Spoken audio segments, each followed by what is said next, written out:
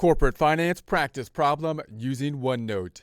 Modified internal rate of return, the MIRR.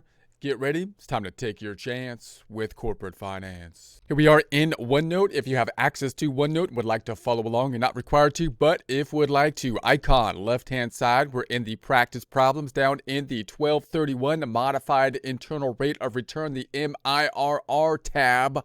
Also note, when using OneNote, take a look at the immersive reader. Our presentations up top will be mirrored down below in the text area. The text area with the same name, same number, but with transcripts that can be translated into multiple different languages and either listened to or read in them.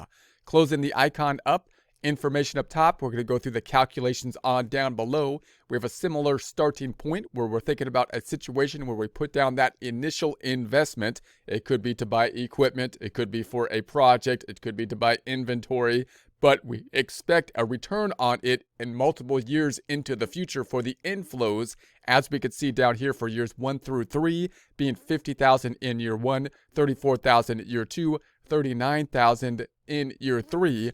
Cost of capital, we're saying, is 15%. That's the rate of return that we would expect in order to get the project or possibly take on the project. The two primary tools generally when measuring or thinking about taking on a project such as this are the net present value and the internal rate of return, those being the two tools that take into consideration time value of money, a necessary tool, time value of money, when thinking about projects that are going to extend multiple years into the future. Here we're going to adjust that a little bit to look at the MIRR, the modified internal rate of return. Therefore, you might want to take a look at the internal rate of return before this if you don't understand the internal rate of return, and then move on to the IRR. So the internal rate of return, just a quick recap, is the rate at which the net present value calculation would be 0. That would be the rate of return in essence on the project, the internal rate of return. We're going to modify that a bit as the name says here. So we're going to be taking the future value of cash flows first in order to do that. So we're taking just in essence our cash flows first, which we're going to have from periods 1 through 3. We're only looking at the inflows now. That's what we're going to be modifying. So we're not taking into consideration in this list the negative 100,000 outflow in period 0, but just looking at the 50, the 34, and the 39 for periods 1, 2, and 3 on the inflow side of things. And the idea here is that we want to say, hey, look, if I get the money sooner, then I should be able to reinvest that money and get a return on that. And I want to take that into consideration with our projects and when we're thinking about comparing different projects, perhaps. So in other words, if I was going to get my inflow here in period 1 as opposed to period 3, not only is it sooner and should be discounted at a lesser amount, but we should be able to get a return on it. If I am able to take that money sooner and reinvest it, then I want to take that into consideration, the fact that I should get a return on that money. So we're assuming that we can take the money and reinvest it over the life of the project here at the rate, and we're going to use this time the cost of capital rate here. So this is generally our cost of capital, so that's kind of like the average investment that we would accept. So we would accept a project if it cleared, in essence, the cost of capital being the general idea. So therefore, we're assuming that as the money comes back in, as this project goes, we can take that money, not put it back into this project, but put it into some other project and get the cost of capital rate of return at, in this case, the 15%.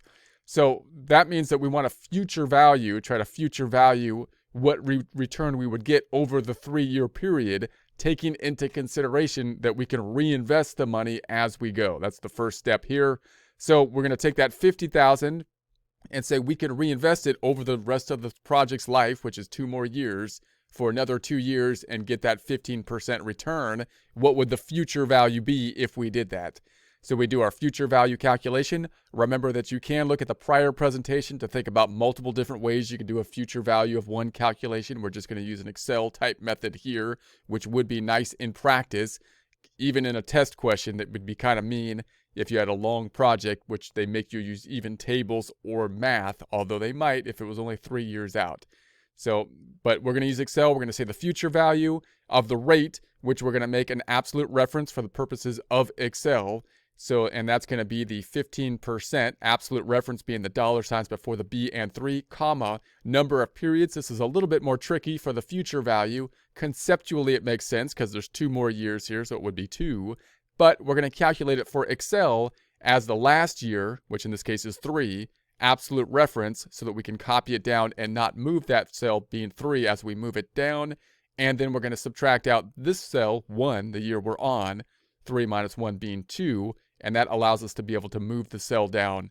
And then if I put comma, comma, we're going to take the present value of 50,000. That means the future value at the rate of the 15% is going to be the 66,125.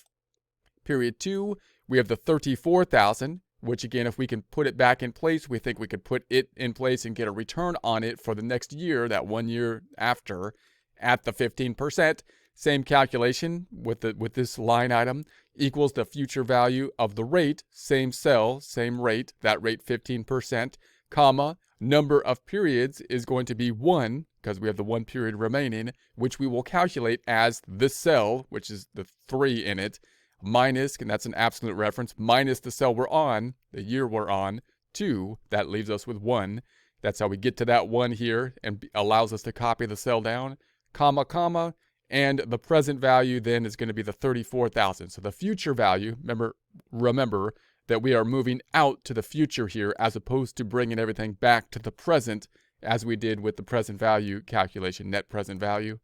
So then if we did the same thing for the third one, of course, it would be the same number because this is the end. So there's no more periods after this. So over that 3-year time frame, this one would be the 39,000 inflow. Adding those up, then we have a future value of the cash inflows of 144,255. Now the next step is to think, okay, well, if I have those future values of this amount and I'm looking for basically a modified internal rate of return, I'm going to think about what rate would it be that I can present value this back to the initial investment. In other words, if I was to present value this 144,225, which is now what we're thinking as the future value after the 3 years, that's we future valued everything. If I was going to present value that back to the current day where I'm putting down the 100,000, then what rate would it take for us to basically present value that present value of 1? So we're thinking about like a present value of 1 calculation, bringing back this 144,225 back to the current day. So a couple ways you could do that. You could do that with a formula here. We have the present value equals the future value divided by 1 plus the MIRR, modified internal rate of return, to the power of n, which is the number of periods, which would look like this algebraically.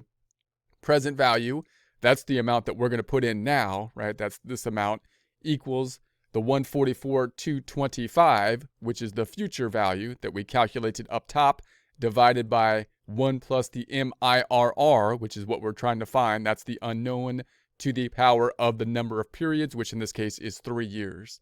So you can do that, and you could solve for the MIRR using your algebra. We have the one unknown here. I won't do that now, but I will show it a little bit more in the table down below. But you can use your algebra to basically solve for the MIRR that way.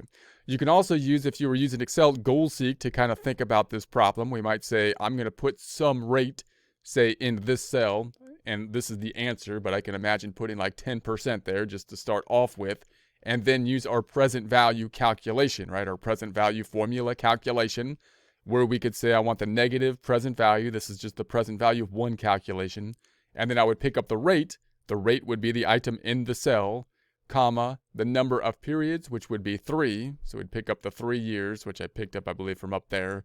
And then comma, comma, because it's present value of 1, we pick up the future value, which would be this 144,255.